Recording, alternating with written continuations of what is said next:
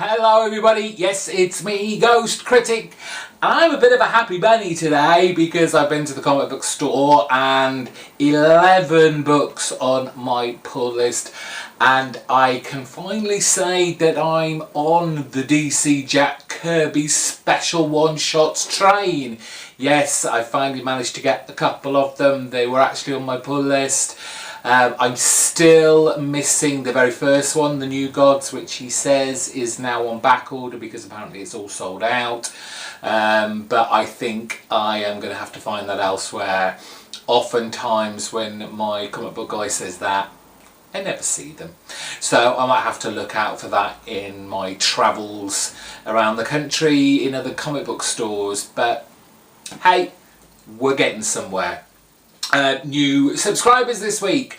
I had 4 new subscribers in the last 7 days and they all get a shout out now, and one of those people I'm shouting out will have their channel page link in the description bar below because they do videos pretty regularly.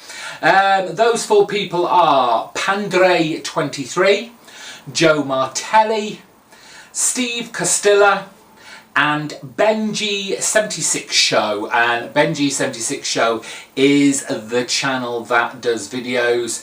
He seems to do a lot of kind of show and tell videos for those kind of I don't know what they're called over in America. I think we call them like Topps cards.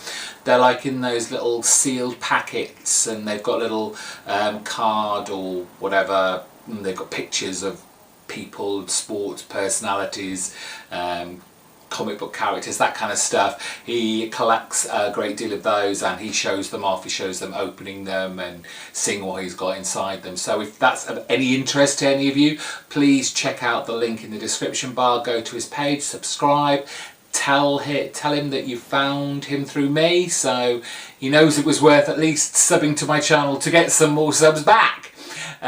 So hopefully someone out there will enjoy that and have not found him yet and give him a sub. If you want a shout out in next week's video, don't forget to subscribe in the next 7 days, and don't forget, get in that comment section down below and say hello, and of course I'll say hello, thank you for joining personally to you in the comment section.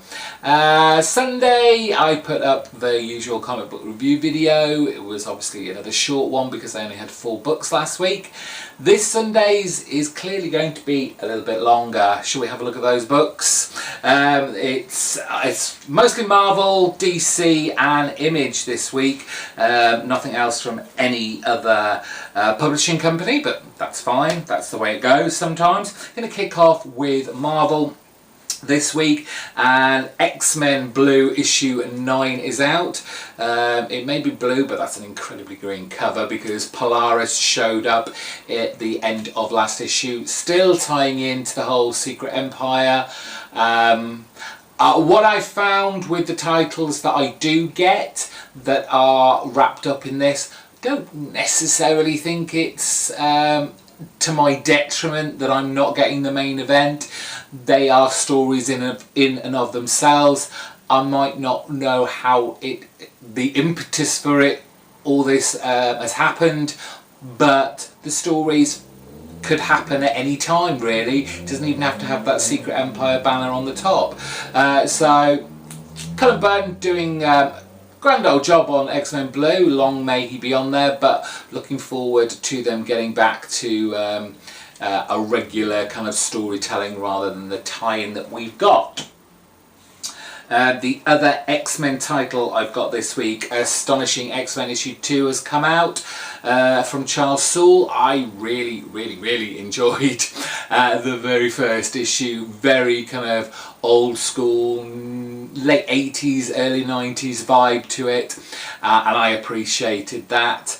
A great team that they've got going here.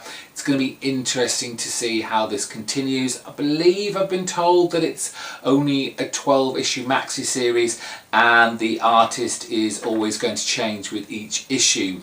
So as long as I guess Charles Soule is on time with his stories at least, then we should have no problem with the artists, because the last artist doesn't have to worry about the next issue, because that's the only one he's going to do. But I'm looking forward to reading that one. The only other Marvel book this week was, and I believe this is the penultimate issue of Silver Surfer, issue number 14, and then this particular volume of it will be over. As you can see on the cover there, I wonder if we're going to see a future storyline, or has Dan Slott got something, a curveball under his sleeve that's going to change the idea of what is on this cover, with Silver Surfer and Dawn looking aged, shall we say there.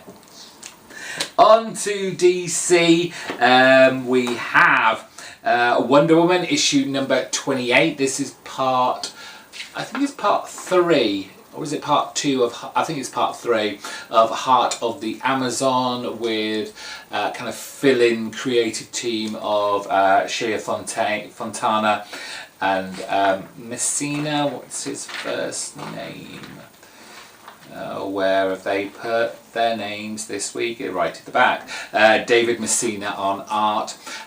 It's been okay. It feels very much like a filler story being told here.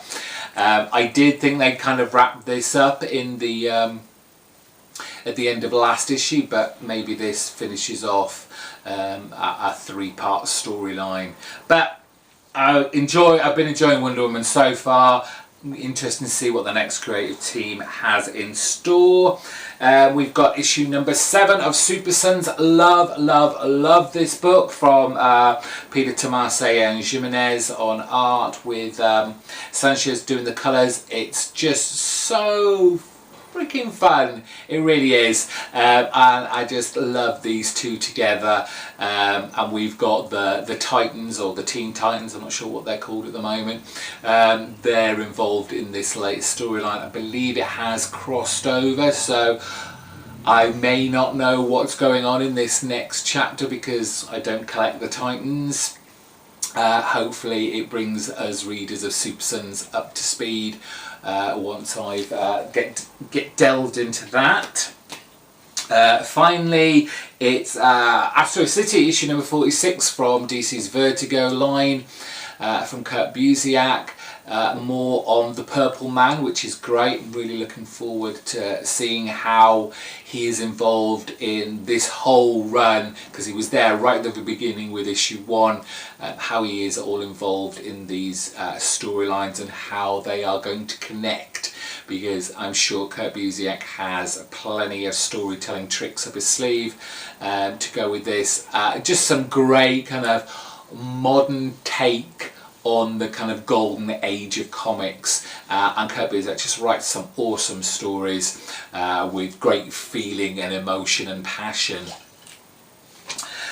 So on to those 2 Jack Kirby one-shot specials that DC are doing to pay tribute to Jack Kirby's 100th birthday, or as would be. Last week this came out and I missed it, or rather my comic book guy missed it, but managed to finally get me a copy. It's Newsboy Legion Boy Commandos special from Howard Shakin. I've heard mixed reactions to this, but I think it's mostly due to the art style rather than the story, but I'll make my own mind up, thank you very much, but you're welcome to your opinion. What I didn't know about these is that they do have original backup stories, not original, but the original stories from back in the 60s and 70s when they first came out, so that's going to be good to see the difference between our current creators' imaginings of these teams on what they actually used to be like when Kirby wrote them. So that's that. Out this week though, and I'm so glad that my comic shop didn't mess this up, because this is the one I'm looking forward to in the most, is The Sandman, issue number 1. From Dan Jurgens, and who have we got? We've got Steve Orlando in there as well. I don't recognise any rest of those artists apart from Buccioletta at the bottom, but I think he might even just be a cover artist on this.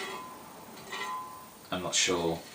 But anyway, looking forward to this one. I hope that this is more in keeping with the original Sandman written by Kirby, rather than doing a kind of modern take on it.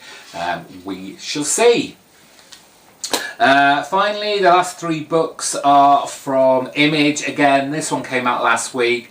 I spoke about this last week. If you want to know my thoughts about what's going on with my comic book buying and what I'm going to have to do and what my comic book shop is doing at the moment, then please go and check out last Wednesday's video if you haven't already.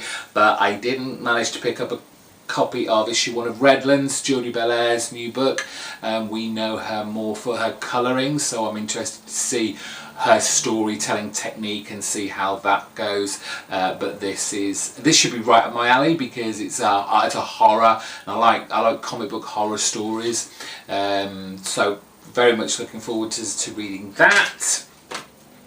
The 2 new ones out this week is I Love Fairyland. Yes, Scotty Young, issue number 15 of this just hilarious, funny, light-hearted, over-the-top, cartoony comic book, with our Gertrude finally finding happiness after being such a violent, angry young lady having been trapped in Fairyland. I'm so looking forward to see where Scotty Young takes this and how long Gertrude can manage to stay happy. And hopefully she'll be able to find her way home now she's all about the love and the kisses and the wonderfulness that is Fairyland. Just a great issue. And finally, part 2 of art by Dustin Nguyen, but Descender by Jeff Lemire. This is issue number 23, but it's part 2 of the Rise of the Robot storyline. Very exciting start to this in last issue. Great cliffhanger, great sci-fi action. Looking forward, hopefully, that Lemire can keep that excitement and that momentum going. I think he can. I absolutely adore this book. It's very different than what you're used to with the sci-fi, especially in its visual aspect. But I would recommend anyone that likes the sci-fi genre but wants it to look a little bit different than what they're used to, then go pick this up. And they're all my books, and hopefully I will have read them all by Sunday and thought about them, cogitated, decided which was my pick of the week, because there's a lot of books to choose from there. So stay subscribed, and if you're not, hit that red button now so you can find out all my thoughts and opinions on those books. Give this video a big thumbs up and comment down in the box below. I'll try and reply to as many of you as I can for a little chat down there about the books that you picked up this week, that I picked up this week. What did I miss? I'm sure there was some, but with 11 books already on my pull list, what was I going to do? Until Sunday, have a good new comic book day. Bye bye.